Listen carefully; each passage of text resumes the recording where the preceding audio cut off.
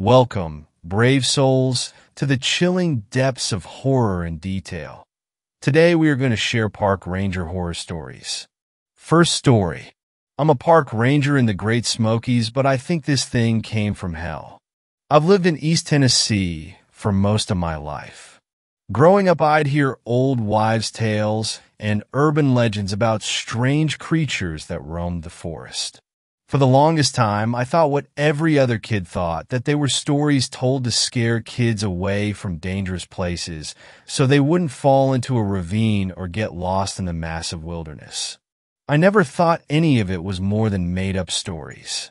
That's not to say I didn't spend my share of time with covers pulled tightly over my head when the wind blew branches against my window that happened to face the woods. As I grew older, I found myself gravitating toward the stories of strange creatures in the woods. That curiosity is what started me to investigate such things in my spare time. People around here seem to be obsessed with Bigfoot, as if he's some local celebrity. They tend to ignore or downplay other cryptids. I don't know why. With the hundreds of thousands of acres of unexplored and barely explored forest, it seems there's lots of space for anything that feels like making its home there could be left in relative peace. Me, I'm more of a fan of dogmen, unofficially of course. You see, once I graduated high school, my only goal was to become a park ranger. Where else could you go to work and be surrounded by such glorious nature, even at its most dangerous? There are literally dozens of stories I could tell, but the one that sticks with me is the hikers from a couple of years ago. I remember it was early October. I always make the hike up to Klingerman's Dome several times during autumn, gazing out over the canvas of trees, spouting a myriad of colors. Looking every bit like nature's fireworks, show reinforced that I made the right career choice. I was on patrol when a call came in to go to the cabins near Fontana Lake. I got the address and headed south, crossing into North Carolina. When I got there, I was met by a woman who said her husband, son, and brother-in-law had gone to the lake fishing and hadn't come back. I got the information I needed about their general description, names, and description of the truck and boat, then headed out to search for them. She said they were heading up to Wolf Creek. I called it in and told the station I would be driving down to Flat Branch to see if they went in the river there. It was a decent drive to get there, but then it was a decent drive to get pretty much anywhere out in the backwoods of the Smoky Mountains. When I got there, I found 3 trucks parked off to the side. 2 of them had empty boat trailers. I checked the description the wife had given me, and it matched one of the trucks. I had a beginning point for my search. I walked up to the water and looked both ways, hoping to luck out and find them coming in from a hard day's fishing. No such luck. There was a house nearby, so I walked over and asked if they had seen my quarry. The man said he had been out fishing himself yesterday and recalled seeing a boat like the one I described with 2 men and a boy in it. I asked him which direction they were going, and he said west. I asked if he had a boat and could take me up to Wolf Creek. The man's demeanor changed from friendly to deadly quiet. He agreed to take me across the river, but not all the way to Wolf Creek. I accepted what I could get. After a quick jog back to my truck to get my backpack, he ferried me across and quickly left. It was a mile or so to the rural campsite I suspected they had camped at. I started walking along the edge of the river, keeping an eye out for them. It wasn't long until I spotted a boat sitting on the shore. I approached the boat, and it seemed to be the right one. Everything about this missing persons report seemed like just someone who stayed out later than planned. It was a little too easy. I would be very happy to find them sitting by a campfire about to pack up and go home. It didn't take long to hike to the campsite, but when I got there, things stopped being easy. There were only 2 tents set up, but they both looked like someone or something had torn into them. I checked inside each one and found sleeping bags and general camp equipment strewn about. I did my best not to disturb anything. When I came to the second tent, I found something more disturbing. This tent was also in disarray, but as I looked, I saw distinct drops of red. There was a notebook sitting near one of the sleeping bags. I picked it up and paged through it. October 3rd. We headed out for our annual fishing trip this morning. Mom wasn't too happy, but we told her we'd be back tomorrow. The drive to the boat launch was kind of long, but we filled the time talking about all the fish we were going to catch and generally telling stories about the area. Dad tried to scare me with a story about a cryptid that lives in the area, but I knew he was just yanking my chain. We got to the boat launch and headed out into the water without too much of a hitch. Uncle Roger nearly fell in trying to get the boat undone. He didn't find it nearly as funny as Dad and I did.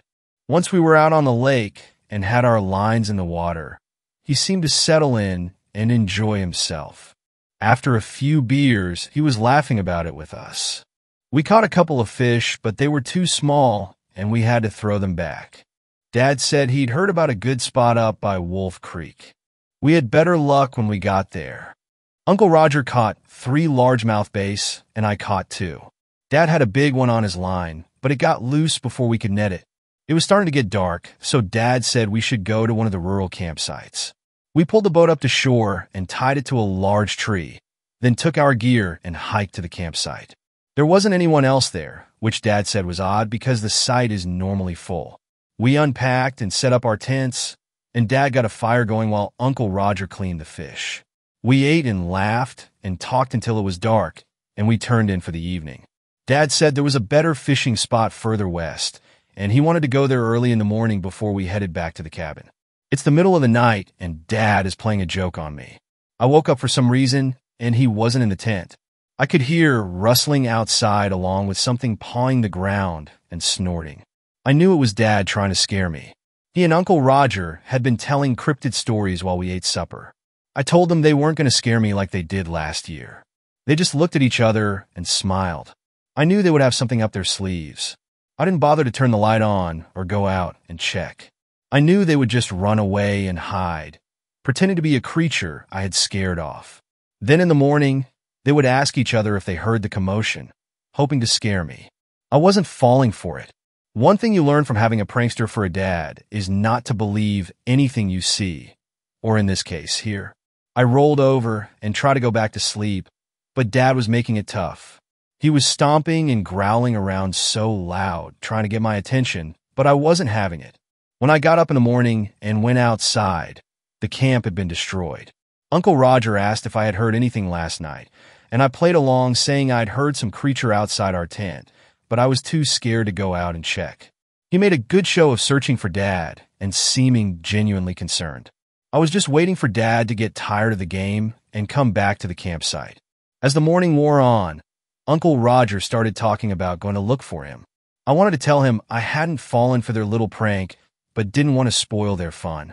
When noon rolled around and Dad wasn't back, I started to get worried. Maybe he had fallen and hit his head on a rock or something. Uncle Roger was beside himself. He told me he would have already gone looking for Dad, but didn't want to leave me alone at the camp. We decided to go look for him. Uncle Roger found what looked like a scuffle, and we headed off in that direction. He told me to stay right with him as we struggled through the forest looking for any sign of Dad. I was starting to doubt that this was a prank. I was getting worried about Dad. The further we went, the more I realized how wrong I'd been. I wanted Dad to jump out and scare me just so I'd know he was okay. We walked around for hours searching for him, but we couldn't find him. I was beyond worried now, and I could tell Uncle Roger was too, but he didn't let on. He just kept saying Dad was probably already back at the campsite now. When the sun started sinking low in the sky, we gave up our search and headed back. Twice, we lost our way and had to double back to get to the site. There weren't many trails out here, at least not that people had made. When we got back to the site, I ran to our tent, hoping he would be there, but he wasn't. We ate a quick supper and turned in for the night. Uncle Roger promised me he would wake me up when Dad came back. October 4th. Uncle Roger never woke me. Dad didn't come back. I said we should call for help, but he told me Dad had the only phone. We were trying to decide what to do when we heard a rustling in the woods and the birds went silent. We looked around for the source of the noise, and unfortunately, we found it. There was a thing coming toward us. It stood on its back hind legs, and its body made these loud cracking sounds like its bones were snapping into or out of place, echoing all around us. This thing was huge. I literally froze. My body refused to move as this horror came toward us. Uncle Roger grabbed me and yanked me over behind his tent. We tried to hide, but this thing saw us and let out a massive roar. We were so close I could see blood on its claws and teeth. I prayed it wasn't Dad's. "Davish, what do we do?" I said. He put his finger up to his lips. It looked over at us and then went into my tent like it was searching for something. "Come on," Uncle Roger said. We snuck away from the monster as quietly as possible. We slipped down the bank of the creek and walked downstream in the water. "Where are we going?" I whispered. "There's a bridge downstream. If we're quiet enough and that thing loses our scent, we could hide under it and hope it goes away." I focused on walking as quietly as I could through the water. The sound of the creek was loud, so I was hopeful it wouldn't see or hear us. It seemed like forever until we reached the bridge. It was a small, wooden bridge that spanned the creek, allowing hikers to pass over. There wasn't a lot of cover. We tried to wedge ourselves into the shadows at the furthest end of it. Time slowed to a standstill as I sat there on the uncomfortable rocks, shivering. Neither of us had our jackets on, and the sun had gone down, taking the warm air with it. I started to doze when I felt a nudge. I looked up and Uncle Roger was motioning me to be quiet. I was about to ask why when I heard the creak of a board on the bridge right above my head. It wasn't a steady walk of a hiker going down the trail. It was a slow, deliberate step on someone sneaking or hunting. I listened in mortal terror as the board slowly gave way to the weight of whatever was on it, one slow step at a time. As if I wasn't cold enough, my teeth began to chatter with fear. It couldn't have been very loud. Uncle Roger barely heard it and went into silent convulsions, motioning me to stop. I bit my tongue to keep the noise down and continued to listen. Only there was nothing to listen to. Whatever was on the bridge had stopped moving. It was as if it was listening to be sure it had heard something. I strained my ears to listen for any movement. When I did, I heard sniffing. The thing was trying to catch her scent. For the first time, I noticed there was a slight breeze blowing. It was blowing in the same direction the water flowed, but I had no idea which side of the bridge the creature was on. The wind could be our savior or our doom. Another slow footstep sounded like a bomb going off as the board creaked beneath it. For the briefest of moments, it seemed like it was moving away toward the far end of the bridge. I hoped and prayed that was the case as another footstep sounded, then another. I breathed a silent sigh of relief as I heard it step off the edge of the bridge and onto the trail. My relief was short-lived, though, as I saw a face peek around the corner and peer under the bridge. I froze in terror as this thing that looked like a giant monstrous dog walking on its hind legs snuck around the corner of the bridge and dipped its feet into the water. It sniffed the air and poked its snout into the shadows under the far side of the bridge. Coming up empty, it turned its focus to the side of the bridge where we were hiding. Daylight had faded to dusk. There was precious little light to see by. That was our only saving grace. The shadows were darker here, making us nearly invisible. But that was rapidly ending as the beast approached. My mind was vapor-locked. I had no clue what to do. Running would just give us away more quickly. It was looking like our only choice was to die. At that moment, I was 100% sure of what had happened to Dad. Hot tears streamed down my cheeks at the thought of my father being torn apart by this monster. As I prepared to die, I felt Uncle Roger lean over a little closer. He was right in front of me, and it was hard to see the monster. I saw his hand move down toward the ground and pick up a stone the size of his fist. I knew right away what was happening. He was trying to shield me. He would offer himself as a sacrifice to protect me. My tears redoubled, making it hard to see. The monster was almost on us. It hadn't acted like it knew we were there, but at this point, it didn't matter. A few more steps, and all doubt would be removed. I saw it reach out with its terrible claws that nearly touched Uncle Roger's nose. This was it. Suddenly it stopped. It lifted its head and sniffed the air. I saw the hair on its back bristle. Then in a heartbeat, it disappeared. Uncle Roger slowly stood and looked around. I tried to do the same, but my legs didn't want to cooperate. I dislodged some stones as I stood, making a little noise and causing Uncle Roger to hiss at me. We stood silently waiting for that thing to come jumping out at us from whatever hiding place it was in. After a few minutes, I began to hope that we were okay. Uncle Roger led the way back to our camp. He said we should change into dry clothes and get a little rest. It felt so good to be warm again. I snuggled up in my sleeping bag and wrote this message so that if we don't make it, someone would know what happened. I hope my dad was as lucky as we were. I read through the entire message, then went back and reread the description of the creature. If it was what I thought it was amazing they were still alive. Knowing what I was tracking put me on guard and made me wonder if I was being hunted right now. If it had intentionally left things lay so it could ensnare another victim. I didn't have much hope of finding them, but I would look anyway. I started with the tracks in the camp, specifically the ones around the tents. It seemed like the boy and his uncle had gone towards the creek. The creature's tracks went that way too. It followed them to the creek where its tracks seemed to wander around, as if it had lost its prey. I saw where they went into the water to throw off its scent. Smart move. I followed the meandering tracks until they came to a small bridge that forded the creek. The tracks went over the bridge, then through the creek underneath it. That didn't make sense unless they were hiding in the shadows. The creature's tracks made a sudden turn and went toward the trail, then up a hill, almost like something spooked it. If it was what I thought, I couldn't imagine anything spooking it. I followed the creature tracks up over the hill, then they doubled back and followed the creek from the top of the ridge. I noticed there was a good view of the creek. It didn't make sense to be going this way until I found myself back in the camp. It had put them right back in its sights. I was confused for a while. I couldn't find a second set of tracks where they left the second time. If the creature had slaughtered them at the campsite, there would be a lot more blood, but there wasn't. In fact, I couldn't find any proof they'd come back. Then it hit me. I went back and looked at the tracks again. There were a few here and there that were doubled. The boy and his uncle must have come back here after the bridge, then left again the same way as before. The disturbing thing was I still hadn't seen any tracks of the father. I circled around the camp slowly, looking for anything I might have missed. Eventually, I found a set of adult tracks leaving a tent and going to the edge of the trees. They stopped facing a tree. There was a dark spot on the bark a couple of feet up. This had the earmarks of a late-night bathroom break. But the confusing thing was the tracks never returned. Like he had stopped there to relieve himself, and then just disappeared. I searched all around the tree when I made a startling discovery.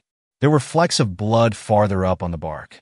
I circled out further from the tree and found my terrible discovery. Tracks of the creature with drops of blood beside it. My marrow turned to ice at the implication. I followed my new trail, hoping I wouldn't find what my mind was telling me I would. I tried to report to the station on my radio, but strangely all I got in response was static. I knew there were areas out here that didn't get good reception, but I didn't think this was one of them, right near a posted campsite just off a trail. I decided I would try again later. I adjusted my backpack and started off after my prey. As a precaution, I pulled out my sidearm and made sure it was loaded. It seemed like a silly thing to do, but when dealing with a dangerous alpha predator, it's best to make sure you're ready to shoot. My hand shook a little when I put my gun back in its holster. I knew this was dangerous. I knew it would be just as easy to go back to the station and let search and rescue take care of it. But I also knew that there was a man who was in the clutches of a deadly creature, and he was losing blood. I didn't have time to waste. I followed the tracks as best I could through the brush and fallen trees. I would lose the trail, sometimes only to pick it up again when I found a few more drops of blood. The tracks ran along the base of the hill heading west until it came to a stop. It was right in front of a mountain. I looked all around, but the trail had disappeared. Finally, in desperation, I looked up and noticed a cave partway up the mountain. I thought about going up there, but was unsure. That could be the home of this creature, or it could be the home of a dozen other animals, none of which would appreciate me storming into their living room unannounced. After another thorough look around the area, I decided it was likely where my prey had gone. Clouds had been rolling in all day, and now decided they were done playing nice. The rain began slowly enough, but was soon coming down in sheets. The cave was looking better as I covered my eyes and tried to see where I was going. It was raining so hard I couldn't see the cave anymore. I just kept pressing forward in what I hoped was a straight line, over fallen trees, through brush and rapidly rising streams. I finally looked up and saw I was at the base of the mountain. My direction was off by a little bit, and I had ended up a few dozen yards to the right of it, but it was no matter. I started climbing the mountain, being extra careful of my footing, especially in this torrential downpour. After a few slips, including one that had me nearly tumbling off the mountain, I made it to the mouth of the cave. I slipped inside and enjoyed a moment without water dumping on me. I looked down, and the water dripping off of me made a little puddle like I had brought my own rain cloud into the cave with me. I shook off as much water as I could as quietly as possible. The rain pouring down outside made loud splashes inside the cave.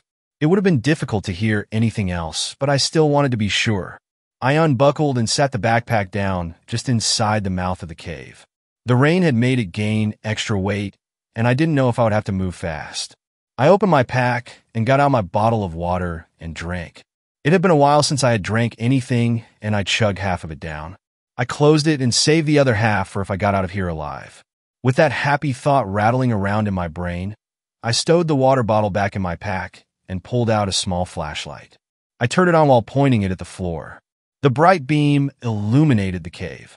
It was large as caves go. I could stand up in it and not reach the ceiling. There were many boulders and stones. It wasn't a smooth floor.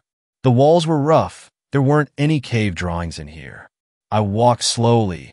Each step felt like I was closer to my doom. I pulled out my gun and held it tightly, the sense of foreboding thick in the air. Two thoughts impressed themselves on me. Firing a gun in here would probably deafen me, and the stench was horrific. It smelled like an open sewer in the middle of August. As I crept deeper into the cave, the sounds of the rain diminished, replaced by an eerie silence. I could hear the step of my feet, my breathing, and my heart pounding. As I was seriously considering turning around and leaving, when I saw something ahead of me move. It was big, at least as big as me. I dove against the wall for some cover, forgetting that I was holding a bright light in my hand, so it didn't matter if I tried to hide as long as the light was on. I pointed it at the floor, but didn't turn it off. I heard a shuffling sound, getting closer. I was tempted to turn off the light, but giving the edge to this creature was not a good idea. It already had the home field advantage. I heard it sniffing, but I couldn't see it yet. I decided to find out more by bringing my light up and shining it deeper into the cave. I got the shock of my life when my light landed on the creature, and it was only a few steps away. It was big, at least 6 feet tall, and looked like a dog, with a long snout, only its body seemed elongated. It stood on its hind legs and had hands attached to muscular arms. Overall, it looked like a nightmare. Second story. My little girl got lost on a field trip to a national park. The child the Rangers returned to me was not my daughter. I recall almost word for word the telephone call which had informed me that Lainey had disappeared. Her teacher, calm, unbearable, all saccharine platitudes and reassurance. My own voice fraught and strangled with an instant and instinctual panic.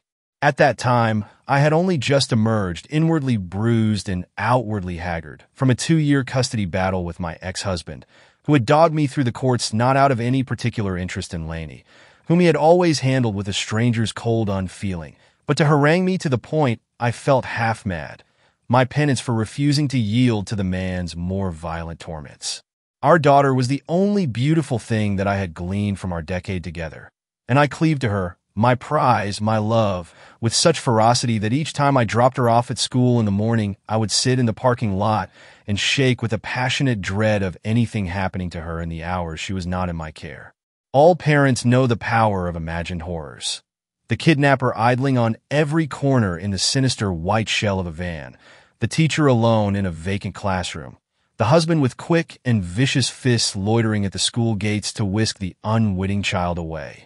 All these things and more cavorted my mind in a grim and raucous glee as I answered the call from Lainey's teacher, knowing with the psychic sureness of any mother that something was wrong.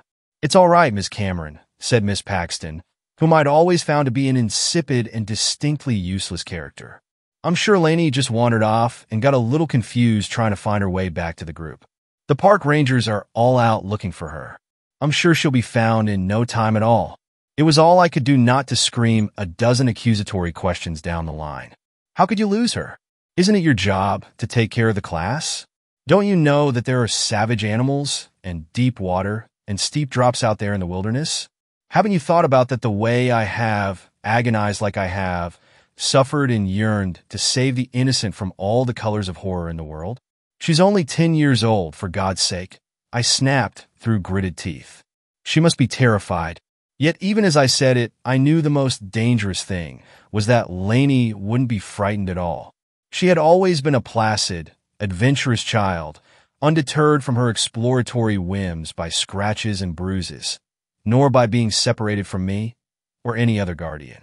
I recall losing her in a shopping mall at the heights of the festive season, finding her, after 3 hours of tearful searching, by a water fountain, tossing nickels she'd found in one lint-filled pocket down into the verdigris depths. "Hi, Mom," Lainey had said, her blonde eyebrows raised with a cool, adult surprise at my distress. "I'm making a wish. Think it'll come true."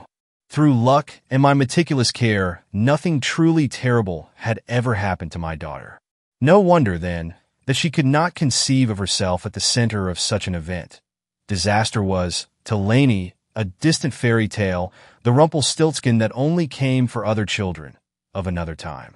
Yet these ills had indeed now taken her, and as I languished by the phone awaiting another call, I pictured 1,000 scenarios, each more sickening than the last.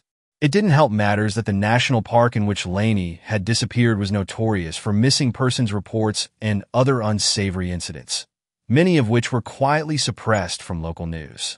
I had, of course, vehemently opposed the school's decision to include a visit to the area as part of the new curriculum, appalled to find myself bullied into acquiescence by principal and board alike.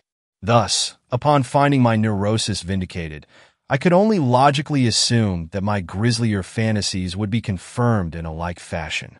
I was no retentive paranoiac, the hysteric archetype of the crumbling woman.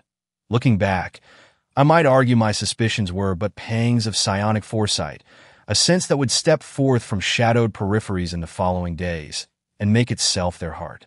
Smoking cigarette after cigarette in fractious helplessness, I envisioned, darkly, the face of Lainey's father upon receiving the news of her death, like the mask of some malevolent pagan god. He'd sup greedily from the liquor of my grief, the denouement of his daughter's existence, nothing to him, but a tool to eviscerate a reaction from me. Then, suddenly the phone rang again, causing me to jump so violently that I spilled ash down the front of my dress. "Good news, Miss Cameron. Lainey turned up, and she's just fine." I pressed a hand to my mouth, unsure whether I was going to vomit or burst into tears. "What happened?" I asked. "Where did you find her?" There was an odd little laugh on the other end of the line. "Well, it's sort of strange," said Miss Paxton. "One of the rangers found her at the bottom of a 7-foot hole in a meadow. It looked to be a burrow of some kind. Lord knows what made it. Lainey must have just fallen in by accident. We've looked her over, and luckily she doesn't have even a scratch on her. If you'd like to pick her up, she's fine to go home. As I said, she's not injured, just a little shaken up is all." I got into my car and drove the hour-long journey to the park, so soaked in the adrenaline of relief that I was like a dreamer, watching my white hands curl in spidering husks upon the wheel. When I pulled up to the park ranger station, an officer was loitering out front beside Miss Paxton, who was holding the hand of a small blonde child with a firmness that suggested it might run away from her the moment she let go.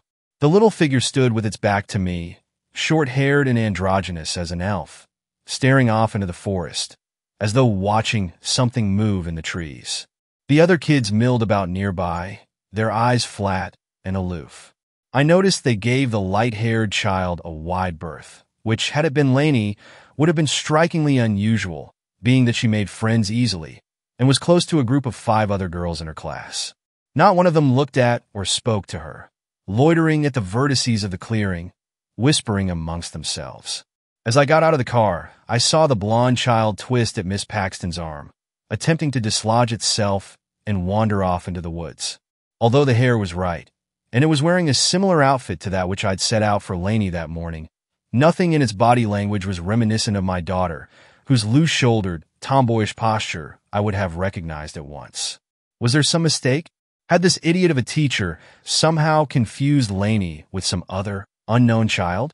Miss Paxton turned towards me with a welcoming smile, which wavered as she caught my expression. The thin little child stranger swiveled awkwardly on her arm, still wanting to go in the other direction. "Lainey," said the teacher brightly. "Look, your mom's here." She spoke as she might to an infant, and from this I gleaned there was something amiss she hadn't deigned to tell me over the phone. Pressing a hand to the small of the child's back, she ushered it forwards, and at last its face turned towards me, no more familiar than its posture had been. I suppose the girl looked enough like Lainey that anyone might mistake them at a passing glance, but that was all. This child's eyes were spaced further apart, the mouth small and cruel, the nose thinner, and missing the aquiline shape she inherited from me. It was as though Lainey's own face had been drawn from memory, and a poor one at that. Cousins they could easily be, but the same child they were not, and I was amazed that the teacher that saw her 5 days a week could possibly think them identical. It was as I glanced up into the young woman's shifting eyes behind her glasses that I realized she didn't believe it. Not really. Now it seems to me that what she perceived was so beyond her understanding that she had simply elected to place her trust in the most logical explanation, yet not the correct one. Then, however, I merely assumed that she was lying to me for some nefarious purpose, and found myself coolly unsurprised. The world had always seemed set against me and my daughter. Why, then, would the person entrusted to care for my only child be any different? "What is this?" I asked harshly. "Where's Lainey?" Miss Paxton's face drained of color, and she stammered through a few brittle sentence starters, unable to finish even one. The girl that wasn't my daughter twitched and fussed in her grip, her pale eyes as indifferent to my presence as the sea to the swimmer it drowns. I was both repelled and fascinated by her, this tiny usurper held against her will. "Miss Cameron," said the ranger. "Talk with me in the station a second." She was a thin, short-haired woman, hard with corded muscle, and speaking in the sharp, almost Germanic accent that was common to some of the nearby towns. I wanted to refuse the ranger's offer, rally angrily against her with all the obstinance my fear and anguish could lend me. But in the end I went after her, looking back over my shoulder at the unfamiliar child, who flinched and jolted at the end of the school teacher's arm like a condemned man in a rain of artillery fire.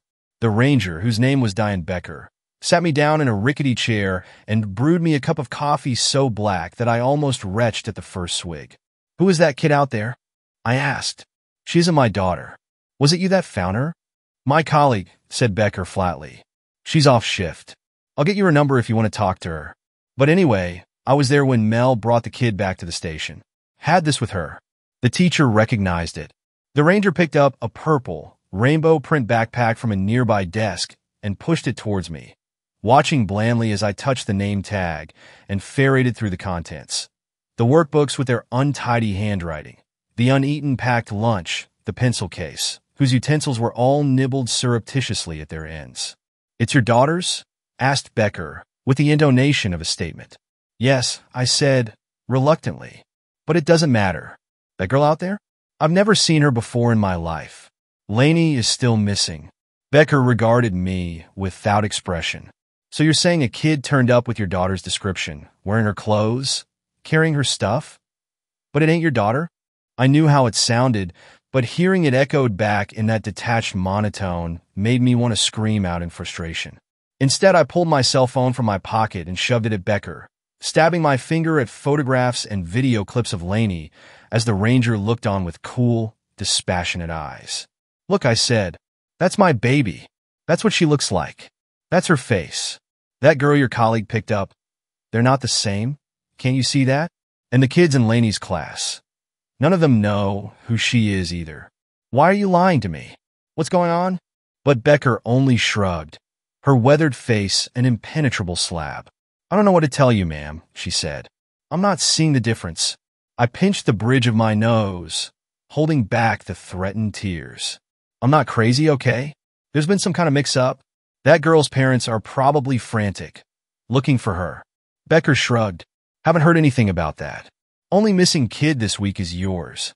The helplessness I felt as I stared at the ranger was of such intensity that my vision swam like a desert heat at the edges, a white and crystalline blindness.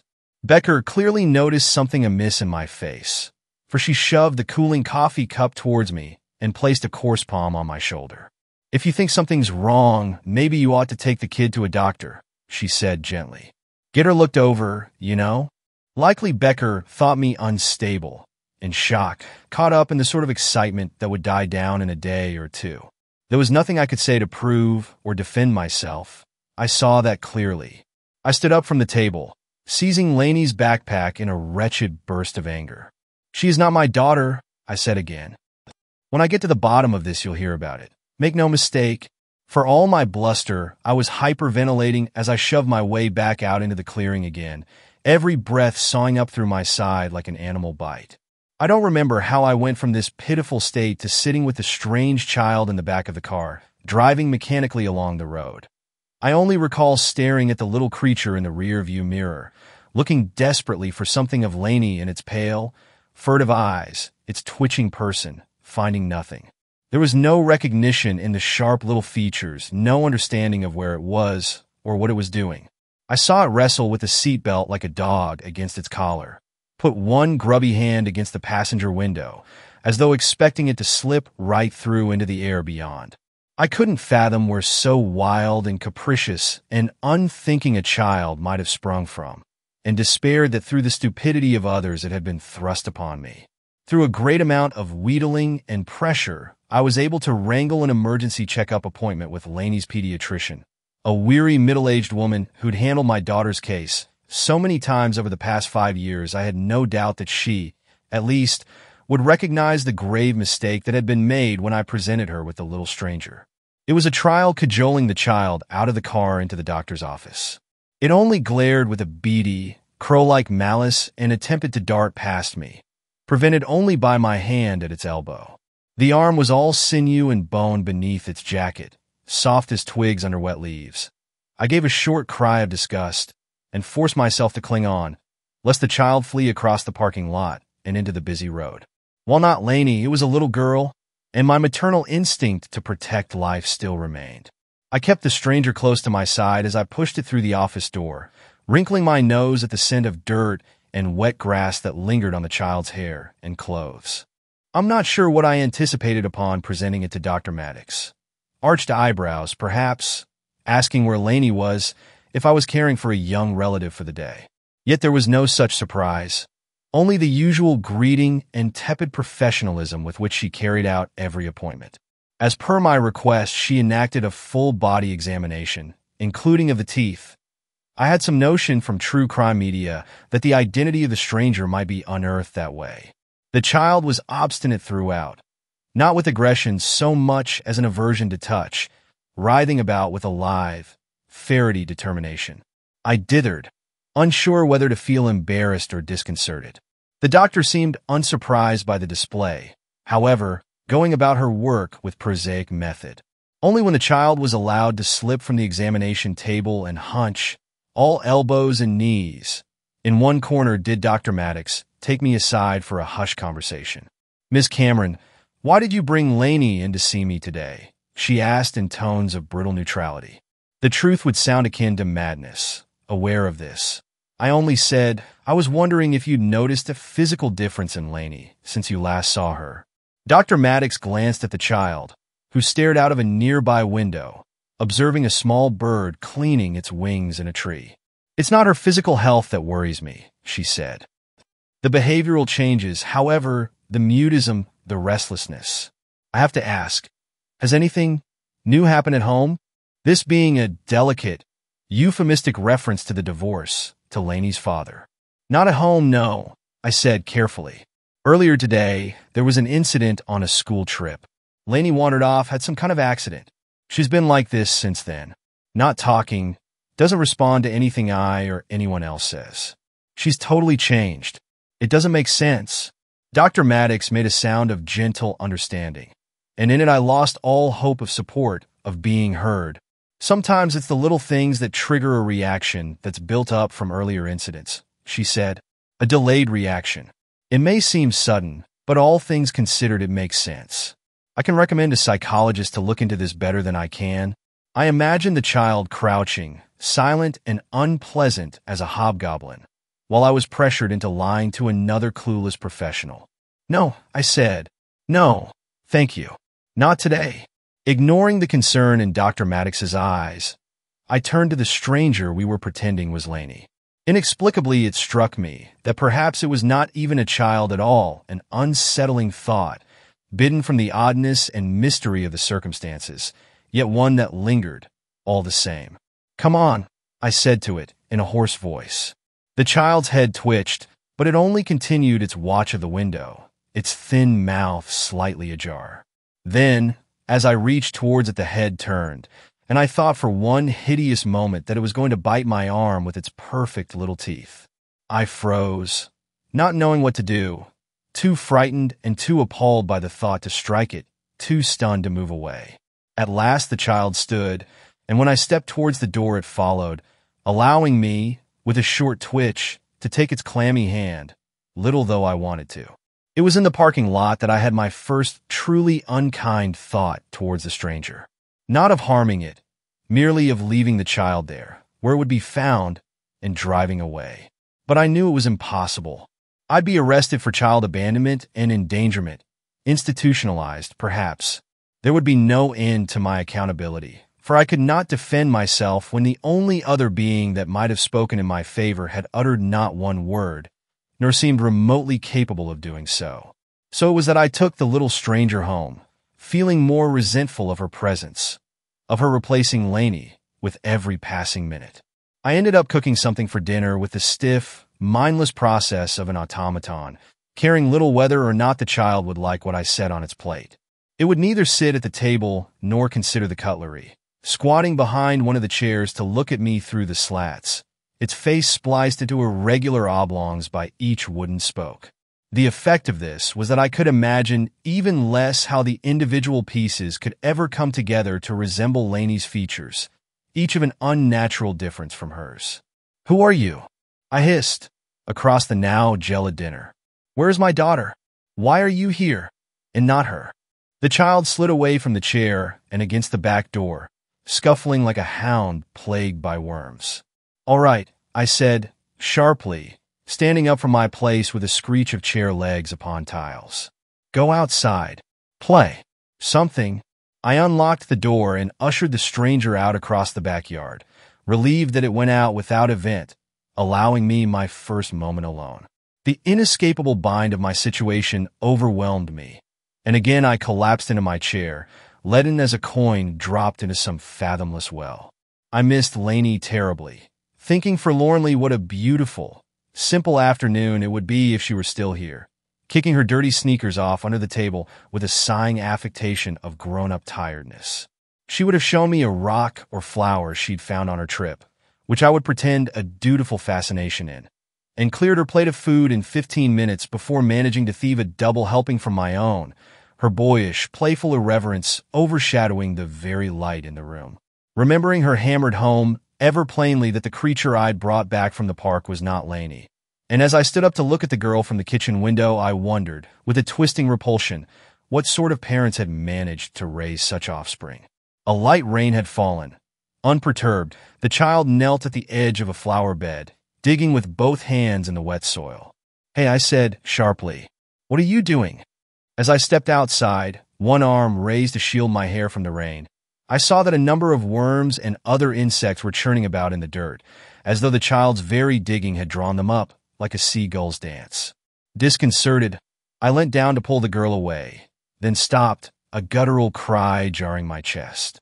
The child was shoveling handfuls of the infested soil into its mouth, stones, weeds, and clods of earth alike vanishing into the greedy pit of its throat. Brown and bloody spittle hung from the thin lips in swinging strands, and I was horribly amazed that the little white teeth did not break as they ground down on grit and decorative pebbles. "No!" I snarled, and with a feat of strength I didn't know I possessed, I hoisted the squirming beast under one armpit and carried it back into the house, up to the bathroom. The chaos of undressing the stranger and thrusting its pale body under the shower head was like a scene from some Victorian asylum, although conducted in an uncanny, scuffling silence that perturbed me more than if the child had screamed. I let go of it and leant, panting with exertion, against the bathroom wall, wondering grimly why I had bothered, why I was still engaging with any of this. The child looked balefully at me from under a sodden cap of yellow hair, its cut mouth still. My eyes rooted to its pale ears, nudging from behind dripping fronds. Their tips were sharp, like white flint, unfamiliar. Another wrongness, another indicator that the girl wasn't mine. Still, I deposited it in Lainey's bedroom for the night, there being no other space in the small house in which to have it sleep. It turned my stomach to think of the feral, silent child touching my daughter's things, leaving its damp scent on her stuffed animals, her pillows, the sheets. Twitching and unsettled by every perceived sound from Lainey's room, I imagined the child gnawing at the walls and crawling through them like a rat, or sickness in a dying tree. I tossed and turned until my pillow was flat and my hair tousled upright. In the end, I withdrew the cigarette carton I kept hidden at the back of my sock drawer and smoked to the end of the pack. When morning came, white and sore as a scar, I went to Lainey's room and opened the door slowly, poised to dart back should the child leap at me. Although it hadn't yet expressed any particular violence, outside its outbursts on contact, I well suspected an unprovoked attack would soon come. As daylight sighed through the doorway, I saw that, while the bed was empty, Lainey's quilts had been pulled down between the headboard and the wall into a sort of nest. The blankets stirred, and a tiny spindle-fingered hand emerged, parting the blankets to reveal a pale eye, squinting at the light. There was only the barest recognition there, as of the pet of an acquaintance that has encountered you once or twice, and briefly at that.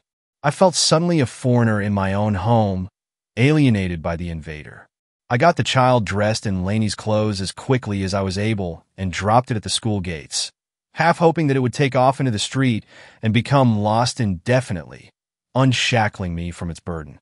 Clinging to that dream, I drove off, glancing back over my shoulder to see the ugly little stick figure with its naked eyes, standing apart from the other students, insidious and strange. For the first time, I was glad of my doldrums office job, numbing my sadness and the lingering dread of the cuckoo child I'd been saddled with through work. I would gladly have chained myself to my laptop for reprieve, so rapidly had all sense and perspective left me in my turmoil. How comforting the beetle drone of the machine was to me. Then the aseptic screen and its endless figures and their utter absence of meaning. A telephone call came, striking me from this drab comfort like a sudden fall in a dream. Who was it to be? Miss Paxton? My ex-husband, poised to gloat? Mrs. Cameron? A voice asked, youthful, wavering, as I hesitantly picked up the receiver. It's MS, I said blandly. Who is this? Excuse me, my name is Melanie Hale. I'm a volunteer at the National Park. Diane passed on your contact details. I was the one that brought your daughter in yesterday. Are you free to talk? Diane thought you might want to clear up some details with me. Diane, I repeated, suddenly alert. Becker. Yes, I remember her. She was pretty dismissive of my concerns. To be honest, I heard the younger woman swallow uncomfortably. I'm sorry about that. She just has a different way of dealing with the public. I think she appreciated your situation, but, well, it's tricky. Unimpressed by her rambling, I said, in what way? Miss Hale, Melanie? I'm certain you've given me the wrong child, and I don't have a scrap of proof. If there's anything you can tell me that would help me, I'd be grateful. There was another awkward pause before the volunteer answered. It's difficult to explain without an intimate knowledge of the park. I've been here 3 years, and still it surprises me. I found your daughter in a meadow by our biggest lake. You probably heard she'd fallen down an animal burrow of some kind. How tired I was of the same story, which I little believed. Well, said Melanie, the thing is we don't have any animals in the park capable of digging a burrow that large, and it certainly wasn't man-made. That rang some alarm bells with me, and probably with Diane too, but she would never bring this up with an outsider, unfortunately. A coldness ran across my shoulder blades like a shadow. I didn't like the halting nervousness in Melanie's voice, the sense that what I'd so long feared, without words, was forming before me. Is this about the disappearances in the park? I asked. I heard it was drugs or trafficking. That's the theory the police have been coming to us with, said Melanie, frankly. And trust me, there's zero evidence of that.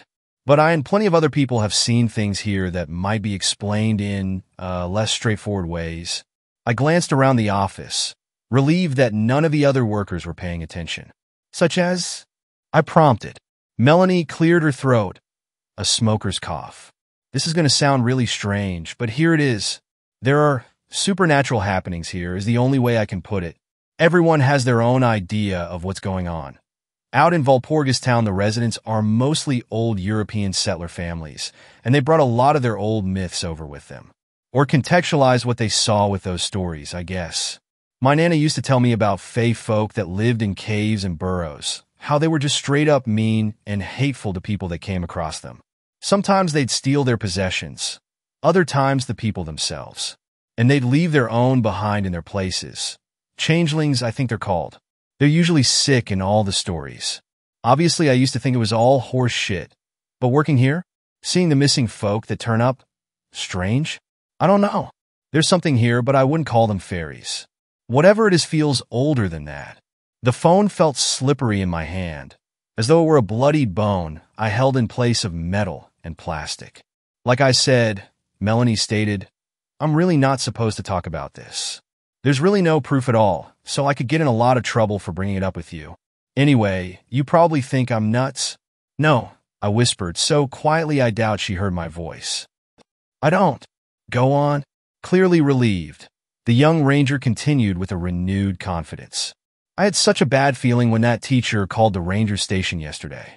I always do when we have one of our weird cases come up. I was told your little girl had gone wandering by the lakeside, so I checked her first, then headed out across a nearby grassland area, which is also pretty well known for reports. When I saw that burrow, to be honest, I wanted to turn back. We all avoid them, usually. Leave them well alone. But on the off chance a kid really had fallen down there, I shone my flashlight down the hole, feeling sure as hell something bad was going to happen to me for poking around. Right away I saw a little girl looking right up at me, not saying a word, just staring. Her eyes didn't look right to me, and she didn't talk or yell or anything. Just stood there like a rat when you turn the light on in the kitchen. Not used to people at all. I would have backed off and gotten out of there, but that teacher came running up behind me. Clearly figured from the way I was bent over I'd found something. I couldn't walk away then, obviously. Nothing I could do but pull the kid out of the burrow and take her over to the ranger station. She was acting wild. Didn't know anybody she saw. I pulled Diane to one side with my concerns, but she didn't want to know. We've got to hand her over, she said to me.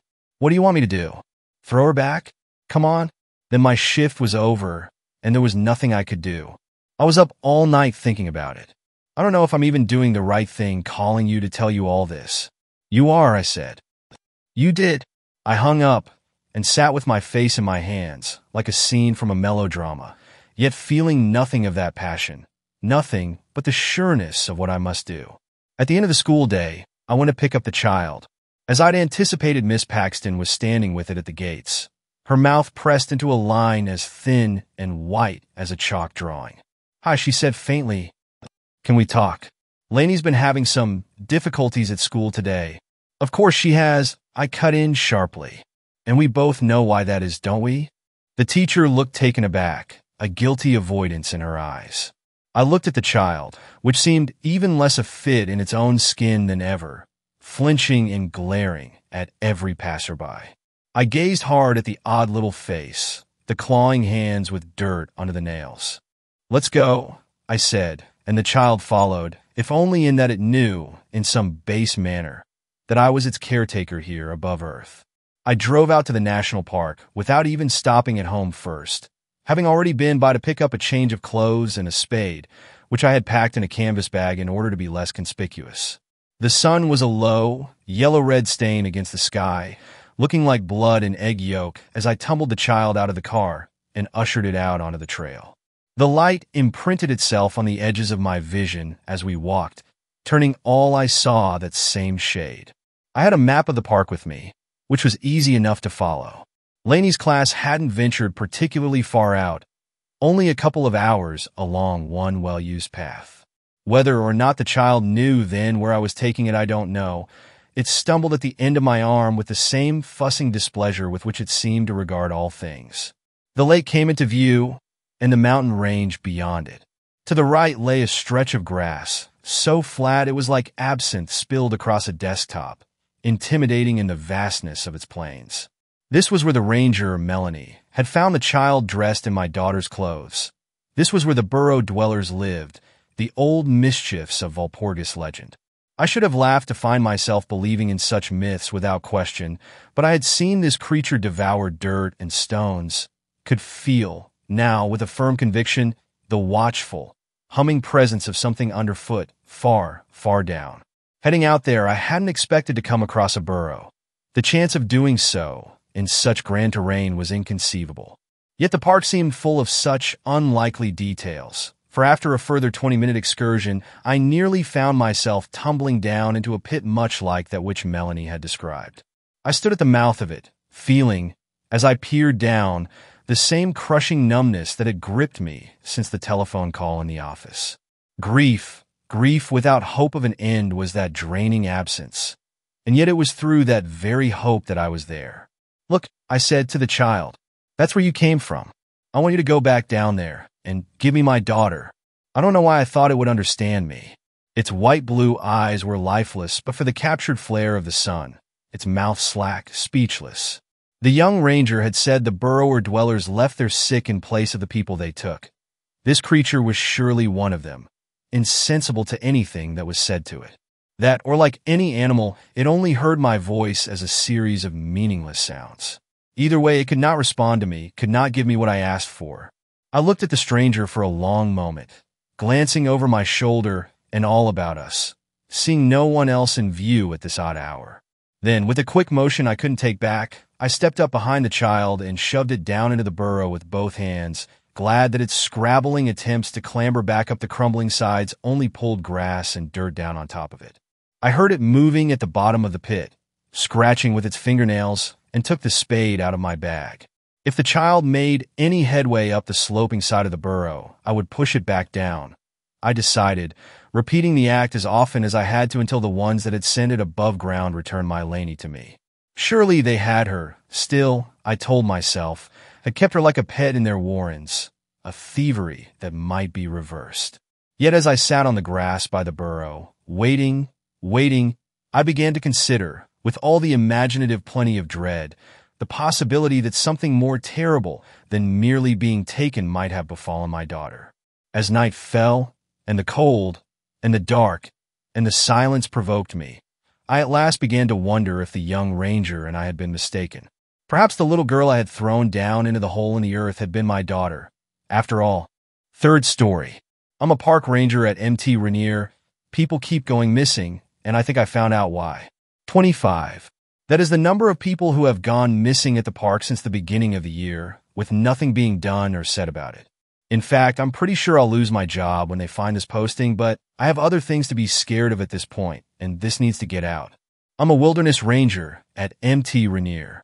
My job is to walk the hundreds of miles of trail and wilderness in the park looking for problems and helping lost and injured hikers.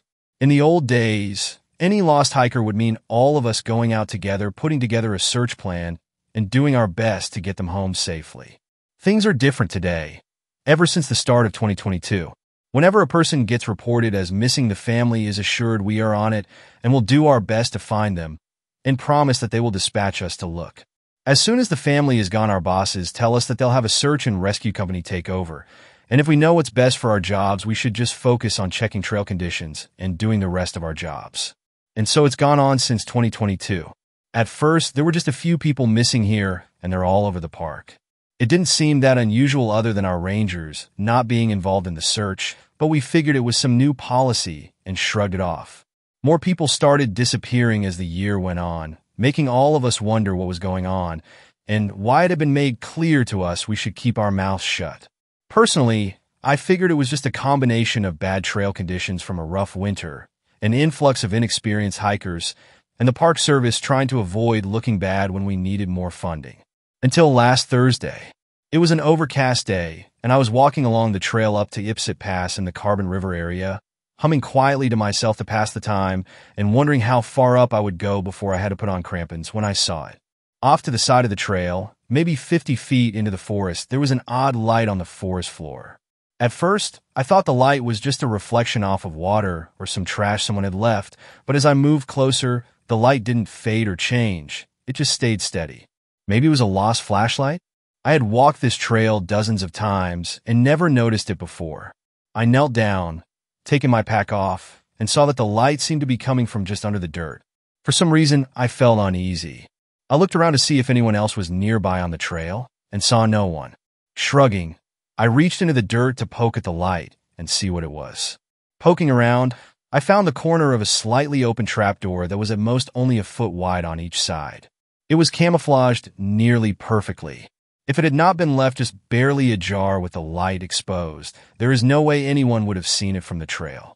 I kept opening it, feeling uneasy, but hoping it was some sort of buried seismometer, or at worst, maybe some hiker's idea of a good place to cache food and water for a long trek. Instead, I found the opening to what appeared to be a small burrow of sorts with an electric camping torch at the corner. I shoved my head down to look inside. The space was small, with enough room for one person if they didn't mind contorting themselves. On the walls of the burrow were dozens of Polaroid photos of people hiking. All of the photos seemed to have been taken very low to the ground. The photos were from all over the park, many dozens or more miles apart. Most of the photos I didn't recognize, but among them I saw a few that I knew for a fact were hikers that had gone missing over the last year. Then my heart stopped. I saw a photo of me hiking along the Ipsit Pass trail around a half hour ago. Crack! I heard a twig snap somewhere around me.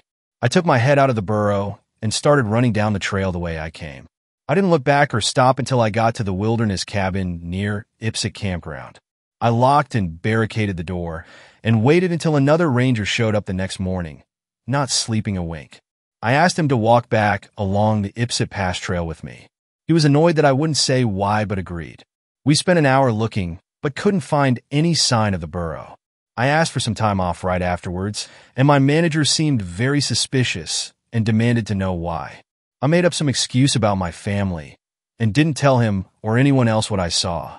For some reason, I knew that telling them would at best end with me losing my job.